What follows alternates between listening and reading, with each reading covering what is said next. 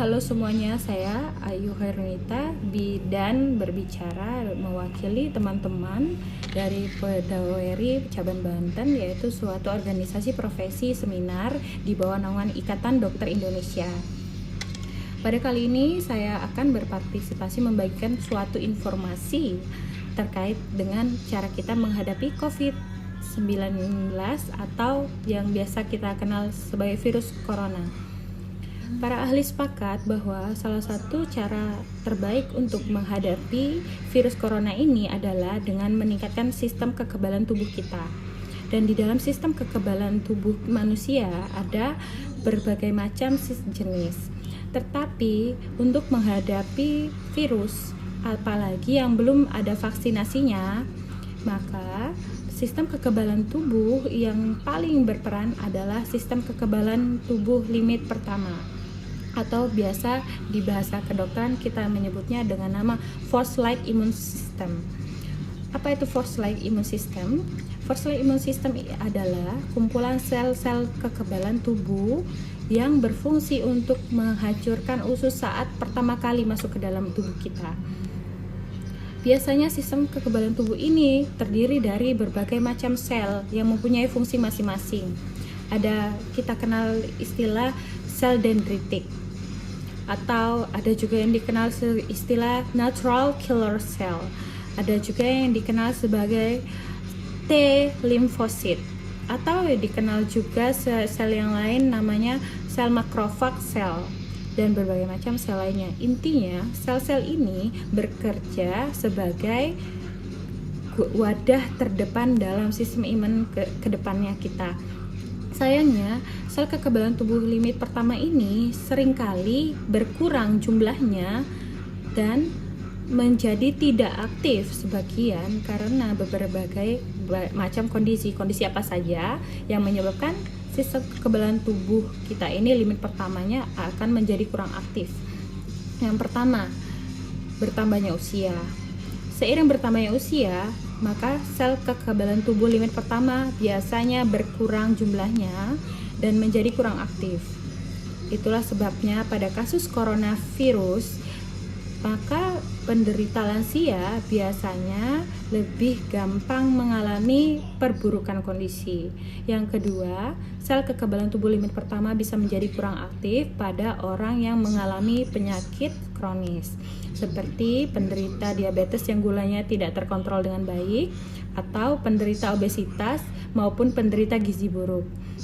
Yang ketiga, sel kekebalan tubuh limit pertama juga bisa berkurang aktivitasnya pada seseorang yang tidak menjaga pola hidupnya dengan baik, misalnya perokok, jarang berolahraga, pola istirahat yang kurang teratur, maupun stres berkepanjangan.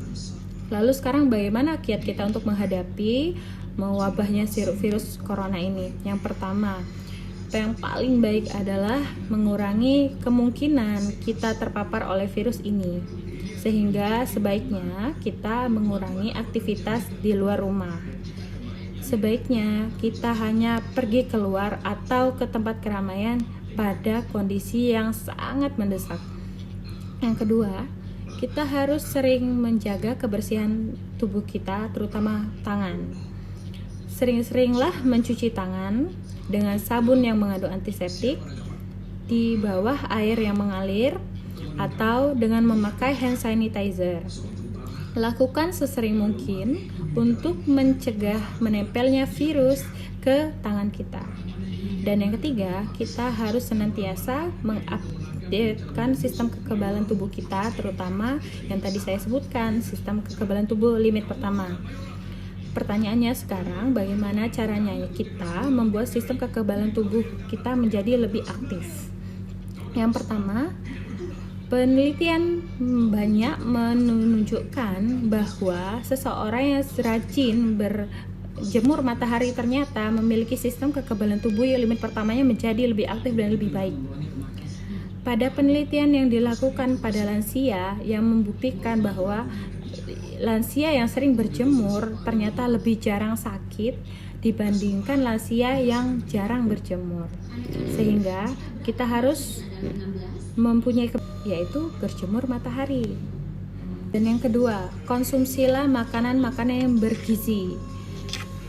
Pada akhir-akhir ini saya mendapatkan suatu materi mengenai nutrisi yang baik dan sehat dari seorang dokter gizi dari FKUI RSCM bernama Dr. Stevi Sonia. Anda bisa mendapatkan materinya dari sosial media.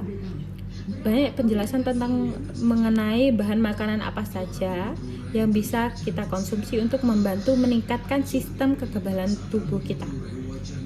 Cara lain untuk meningkatkan kekebalan tubuh adalah dengan berolahraga secara wajar. Tidak perlu berlebihan.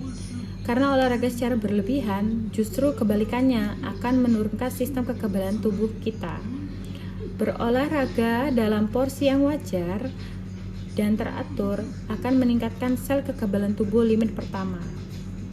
Kemudian, saran yang lain, mengkonsumsi vitamin secara wajar. Mengkonsumsi vitamin secara wajar akan meningkatkan kekebalan tubuh, namun sebaliknya.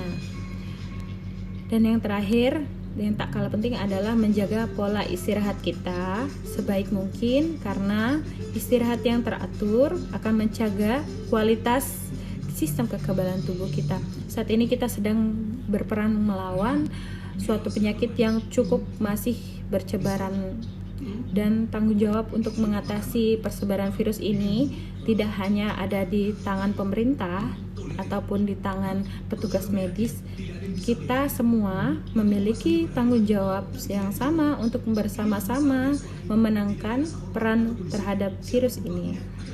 Mari kita tunjukkan bahwa kita adalah suatu negara yang besar, negara yang hebat, dengan orang-orang yang luar biasa di dalamnya.